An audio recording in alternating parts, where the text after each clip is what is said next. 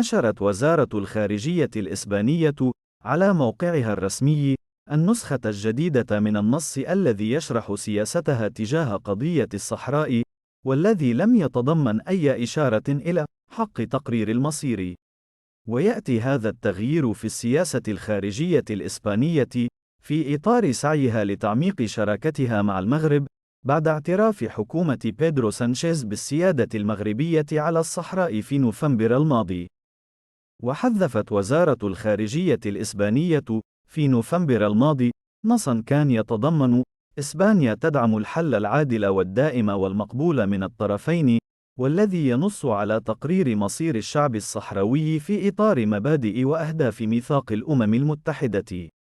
وفي النسخة الجديدة من النص، قالت وزارة الخارجية الإسبانية: إسبانيا تؤيد حلاً سياسياً مقبولاً من الطرفين في إطار ميثاق الأمم المتحدة وقرارات مجلس الأمن.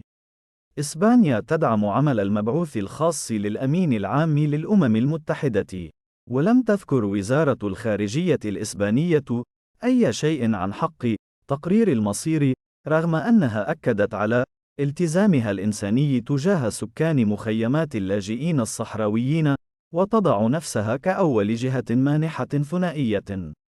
واعتبرت صحيفة إل ديبيت الإسبانية أن الصيغة الجديدة، ورغم أنها لم تشر أيضاً إلى دعم الحكم الذاتي، إلا أنها تمثل تأييداً صريحاً للمغرب.